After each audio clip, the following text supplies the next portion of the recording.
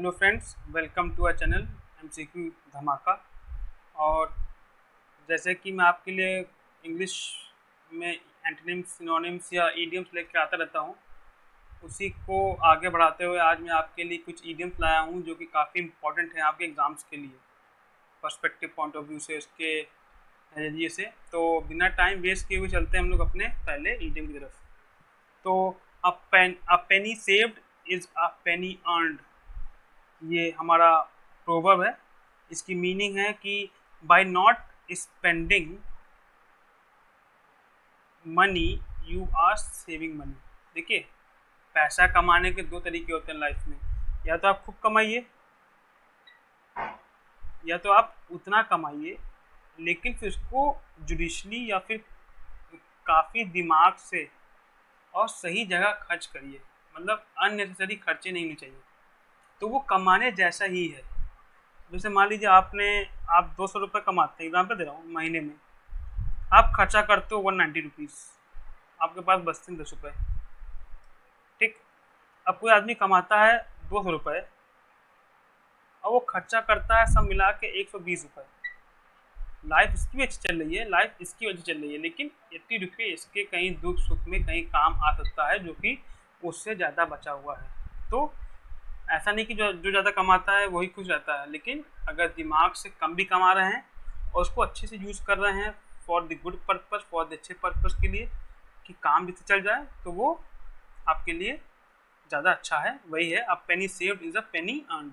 ठीक, तो a penny saved में सेंटेंस लिखा है, a penny saved is a penny earned is a proverb made for life. मतलब ये जो प्रोवर्ब है ये ज़िंदगी को दर्शाता है, या ज़िंदगी को अच्छे से दिखाता है, या ज़िंदगी को अच्छे से सिखाता है कि हमें ज़िंदगी भी ऐसी ही जीनी चाहिए।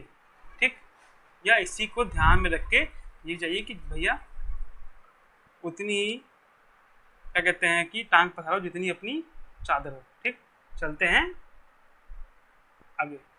अ पीस ऑफ केक, ये हमारा प्रोवर्ब है, piece of cake. A task that can be accomplished very easily, वो टास्क या वो काम जो कि बहुत आसानी से हो जाए। A piece of cake, cake सबको खाना पसंद है, तो वही है, जब केक खाते हो तो ज़्यादा सोचते होते नहीं हो, कि बहुत आसानी से मज़ा आता है केक खाने में। तो वही होता है, जब हम लोग गेम खेलते हैं, वीडियो गेम खेलते हैं या कोई भी गेम खेलते हैं, तो हमारे लिए पीस ऑफ केक हो जाता है। लेकिन जब कोई पढ़ने के लिए बोल देता है तो पीस ऑफ केक ना होके वो नीम की पत्ती हो जाता है। क्यों? तो पीस ऑफ केक बेसिकली देखा जाए तो बहुत आसान टास्क है, इजी टास्क है। तो playing piano is a piece of cake for mister John. तो मिस्टर जॉन के लिए पियानो बजाना just a piece of cake है, बहुत आसान काम है। तो पीस ऑफ केक मतलब वो काम जो कि बहुत आसानी से हो जाए या बहुत आसान लगे। चलते हैं अगले वर्ड की तरफ। अ स्लैप ऑन द रिस्ट, तीसरा है a slap on the wrist. ये काफ़ी अच्छा प्रोवर्ब है। स्लैप ऑन द रिस्ट मतलब वेरी माइल्ड पनिशमेंट, या क्या कहते हैं, क्या कह सकते हैं कि काफ़ी कम कम पनिशमेंट मिला है। ठीक, काफ़ी कम पनिशमेंट है, तो आप ये देख सकते हैं कि काफ़ी कम पनिशमेंट दिया है। फॉर अ मर्डरर, सेंटेंस है, for a murderer to get a punishment of 7 months imprisonment was like a slap on his wrist। वैसे ही बात है, कोई किसी का अगर खून कर दिया है तो उसके लिए 7 महीने की सज़ा तो काफ़ी कम है ना। ठीक है ना, तो वो ये हमारा कहते हैं, आप क्या कहते हैं कि सेंटेंस है a slap on the wrist, मतलब काफ़ी कम पनिशमेंट है, काफ़ी कम आपको कहते हैं सज़ा दी गई है। ठीक, चलते हैं अगले वर्ड की तरफ, अगले प्रोवर्ब की तरफ, ये इडियम। तो add fuel to the fire, भाई वही है कि आग में घी डाल देना। तो to make bad situation worse. ठीक, देखिए प्रोवर्ब जो हमारे होते हैं वो हिंदी से कुछ लिए गए हैं या हिंदी जैसे ही होते हैं, तो अगर आप हिंदी भी पढ़ रहे हैं तो आपको इंग्लिश में समझ में आ जाना चाहिए। ठीक है ना, तो add fuel to the fire मतलब to make bad situation worse, खराब थी और उसको बदतर बना दिया है। तो we should never add fuel to fire या फ्यूल टू द फायर, यहाँ अदा कर लीजिएगा, फ्यूल टू द फायर। ठीक, just to get our interest done, खाली हमारे इंटरेस्ट के लिए या हमारे काम सिद्ध करने के लिए हमको किसी का यूज़ नहीं करना चाहिए, या उसके आंतरिक मामले में हमको भड़का के अपना काम सिद्ध नहीं करना चाहिए, ये सेंटेंस कहना चाह रहा है। ठीक, जैसे मान लीजिए आप कहीं खेलने गए, आपका पैर टूट गया, फिर आप पैर टूटा था आपका, ठीक, और फिर आप चलने का कोशिश कर रहे थे, पर आप गिर गए, अब आपका हाथ भी टूट गया। तो ये इसका मतलब होता है add fuel with the fire, sorry, ये नहीं होता।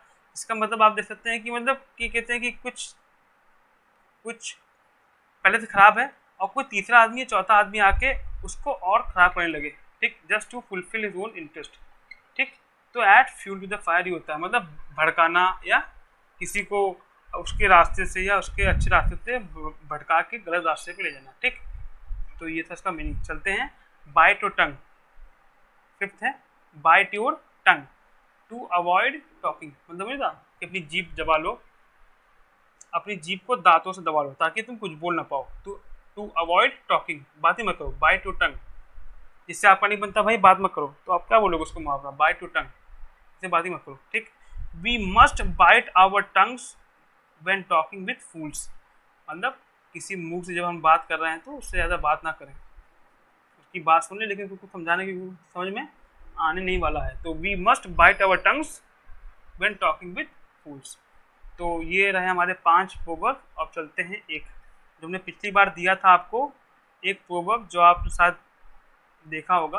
तो कूल एज कुकम्बर, इसका मतलब होता है काफ़ी काम एंड रिलैक्स, मतलब काफ़ी शांति प्रिय, नो शांति प्रिय व्यक्ति है, काफ़ी पीस है, पीस की बात करते हैं, तो ज़्यादा टेंशन नहीं लेते, काफ़ी आराम से काम करते हैं, एकदम पीस आराम से काम करते हैं। ठीक, तो काम एंड रिलैक्स ये है कूल एज कुकम्बर। इसका सेंटेंस देखते हैं तो mister Rajat is always found to be cool as cucumber in tough situation या इन टफ सर्कमस्टांसेस।